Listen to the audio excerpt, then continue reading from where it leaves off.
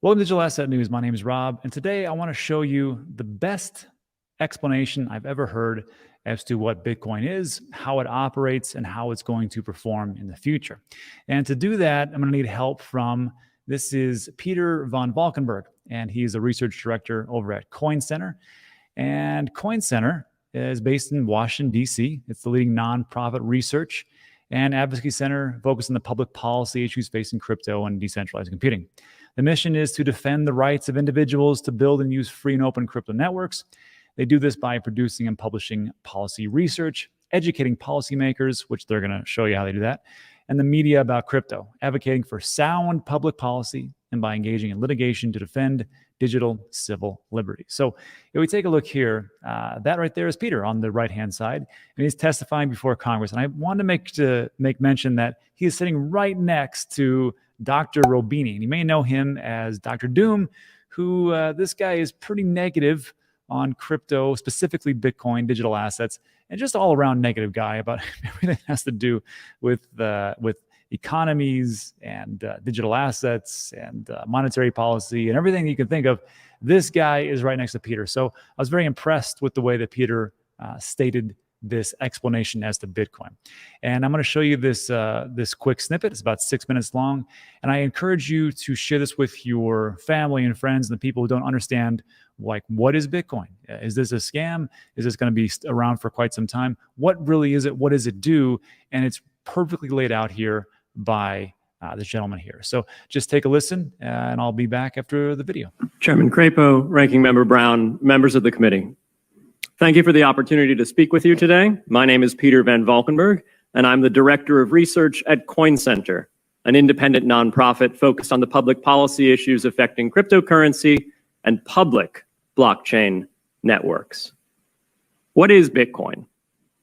Bitcoin is the world's first cryptocurrency, and it works because of the world's first public blockchain network. What does Bitcoin do? It's simple. It lets you send and receive value to and from anyone in the world using nothing more than a computer and an internet connection. Now, why is it revolutionary? Because unlike every other tool for sending money over the internet, it works without the need to trust a middleman. The lack of any corporation in between means that Bitcoin is the world's first public digital payments infrastructure. And by public, I simply mean available to all and not owned by any single entity. Now, we have public infrastructure for information, for websites, for email. It's called the internet. But the only public payments infrastructure that we have is cash, as in paper money. And it only works in face-to-face transactions. Before Bitcoin, if you wanted to pay someone remotely over the phone or the internet, then you could not use public infrastructure. You would rely on a private bank to open their books and add a ledger entry that debits you and credits the person you're paying. And if you both don't use the same bank, well, then there'll be multiple banks and multiple ledger entries in between. With Bitcoin, the ledger is the public blockchain, and anyone can add an entry to that ledger, transferring their Bitcoins to someone else. And anyone, regardless of their nationality, race, religion, gender, sex, or creditworthiness, can for absolutely no cost create a Bitcoin address in order to receive payments digitally. Bitcoin is the world's first globally accessible public money. Is it perfect? No. Neither was email when it was invented in 1972. Bitcoin's not the best money on every margin. It's not yet accepted everywhere. It's not used often to quote prices, and it's not always a stable store of value. But it is working, and the mere fact that it works without trusted intermediaries is amazing.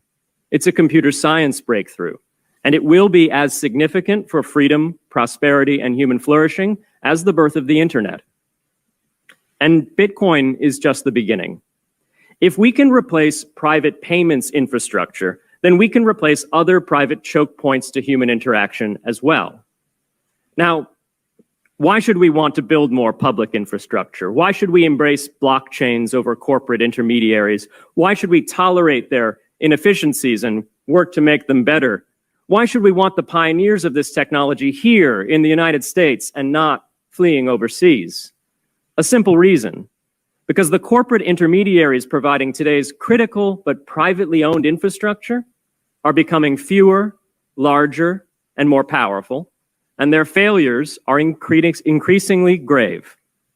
So roughly half of all Americans, 143 million people, had their Social Security numbers exposed to hackers because of a breach at Equifax. The SWIFT network has relayed hundreds of millions of dollars in fraudulent transactions because of hacked member banks in Bangladesh, Vietnam, Ecuador, and Russia. The FBI suspects now that the largest of these hacks was perpetrated by North Korea. Corrupt, low-level employees at an Indian bank, Punjab National, were able to fraudulently certify SWIFT messages, stealing $1.8 billion. It's the largest electronic bank robbery in history. In fact, it's the largest bank robbery in history.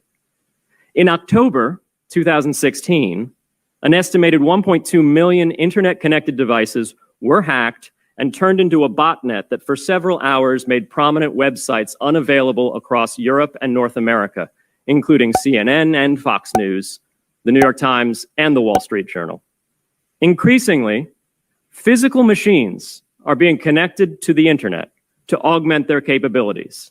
They're wired through servers that are owned and maintained by private and trusted intermediaries, the so-called Internet of Things. Pacemakers from St. Jude's Hospital have been hacked. Baby monitors from TrendNet have been hacked. And Jeeps from Jeep have been hacked to the point where they can be remotely commandeered and driven off the road. Now, those vulnerabilities are inescapable in systems that have single points of failure. It doesn't matter if the point of failure is a corporation or if it's a government. There shouldn't be a single point of failure. Similar choke points existed before the internet. If you wanted to deliver a message, you'd have to go through one of 3 television broadcasters or a handful of newspapers. Private corporations are essential, but no critical infrastructure should rely on 1 or 2. The internet removed single points of failure in communications infrastructure and ushered in a wave of competition among new media corporations building on top of its public rails. Blockchains can similarly disintermediate critical payments and IoT infrastructure. The technology is not yet ready to answer all of those questions today, but it is our best hope. And as with the internet in the 1990s, we need a light touch, pro-innovation policy to ensure that these innovations flourish in America for the benefit and security of all Americans. Great. So I hope that made sense. I got to tell you, I probably listened to that about 10 times. Perfect way to explain what Bitcoin is, how it all works, and of course, what's going to happen in the future as we progress and move forward. And the last thing I will say is this. There was a good explanation as to, as far as like new technologies, specifically Bitcoin and moving into the next century. And they talked about in the early days of mankind, we discovered steel, iron ore, and all those things. And when we first discovered it, we didn't really know what to do with it. Then we figured out, well, we'll put it on, we'll make arrowheads, we'll make swords, we'll make shields. Then moving forward, okay, well, maybe we'll make this into siding and actually into buildings. Then we'll make it into cars. Then moving forward, we figured out maybe we can make this into some fabric for space shuttles or other vehicles. And then moving forward, who knows what we're going to use steel with. So I think it's the same thing with crypto, Bitcoin, digital assets.